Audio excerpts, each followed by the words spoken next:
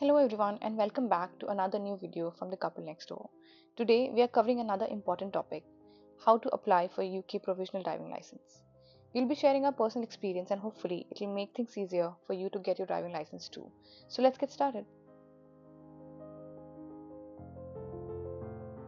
This video is all about applying for your provisional driving license for the first time. The government website in fact gives you all the details on eligibility and how to apply, but it can be overwhelming. So don't worry, I'm here to guide you through the whole process step by step. There are two ways to apply for your provisional license, online or by post. Even with the online process, you still have to fill out a physical form and use the postal services at the end. So, I decided to go with the second option, which is applying by post, and trust me, it was super smooth. When it comes to applying by post, you've got two simple options for getting the D1 forms. 1. Order the form online. You could do this easily by requesting the D1 forms on the DVLA website. Or 2. Collect the form from a post office. Alternatively, you can visit your local post office. They usually have the D1 forms available for you to pick up right there. Let's start with the first method, ordering the form online. Now you're already on the DVLA website. Under DVLA forms, you need to find D1 forms. Remember that the applications will not be sent to an address that is outside of Great Britain. For a car application, you need a D1 form. Make sure you select the D1 checkbox. On the next page, you need to enter your full name correctly and continue. Now, you need to enter your accurate address so that they know where to send the form. Be sure to enter the right flat number and your postcode. The form will be mailed to your house address and it may take a few days to arrive, so be patient. As you can see, this whole process was cost-free. Now, let's look at the second method, which is getting the form from the post office.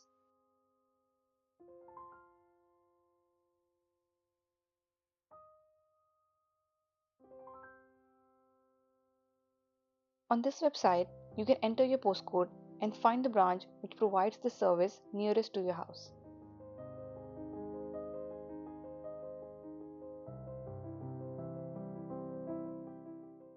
Now, it's time for you to visit your local post office. Head to the nearest one. They usually have these D1 forms available for you to pick up. And the best part, they don't charge you for the form, so you can get it for free. I visited my nearest post office and asked for a DVLA application. And they gave me this brown envelope for free. This pack will include a D1 application form for driving license and an information leaflet with guidance on how to fill the form and what documents are required. Let's start filling the form from section 1, which is what are you applying for. Now we will put a cross against the first item here, which says a first provisional learner license with a view to passing a test. Since we are applying this for the first time, you do not need to fill any other information here. Now let's move on to section 2, which is your details. You can fill in everything that is relevant to you inside this green box that I've created. Now, after filling section 1, 2 and 3, it's time to turn the page and go to section 4, which is your health. If you suffer from any of the conditions that's mentioned here from bullet 1 to 21, you must cross the box. If not, you can go to the next applicable section, which is section 5, your proof of identity. Section 5 has two parts, part A, that is proving your identity digitally, and part B, that is documents enclosed to prove your identity. So, you can move to part A if you have a valid UK passport, and you can use the passport number to prove your identity digitally. But if you can't prove your identity digitally, example, if you don't have a valid UK passport, then you need to enclose physical documents as proof of your identity, and you can do that in part B. Put a cross against all the valid documents that you can enclose. In my case, I used the BRP and I wrote down the serial number of the BRP in the box there. Please remember the original document, that is the BRP, will be enclosed with the application when you send to the DVLA. Now I've crossed out two big sections. One is documents enclosed to verify a change of name, that we don't need because we're applying for the first time. The next section that I've crossed out is section 6, which is signing a photo to verify identity. It is only necessary if you're verifying your identity digitally, and we are not doing that, So let's move to section 7, your declaration. In this section, you must read the declaration and sign and date the document using a black pen. Now, the last bit that we are left with is adding your photograph. Well, since you're applying for the first time, we need to add a photograph here. You need to peel off that rectangular box there, and you should put a photo facing up. Your checklist, that specific section on the left, was filled by the post office staff in front of me. This is how the completed form looks like. Great.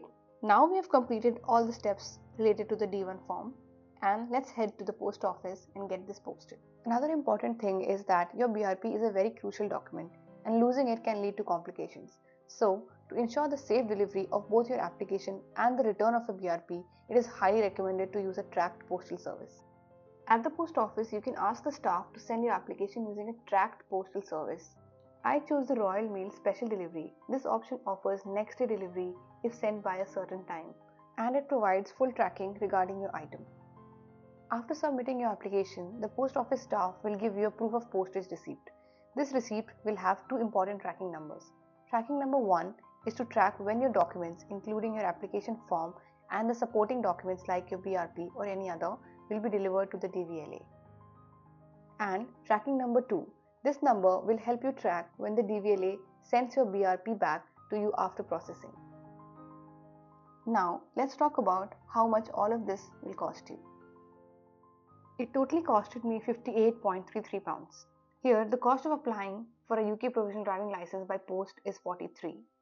There is a post office fee, POL check, and the stamp, and the Royal Mail speed delivery that I selected.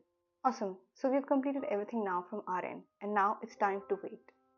After the DVLA processes your application, the return of your BRP usually takes about 5 to 10 working days. The exact time can vary depending on processing timings and postal delays. And the processing time for your provisional driving license is typically around 3 to 6 weeks from the date the DVLA receives your application.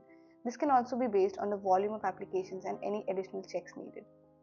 Meanwhile, you can use the tracking numbers you received from the post office staff to monitor the progress of both the BRP return and the delivery of your provisional driving license.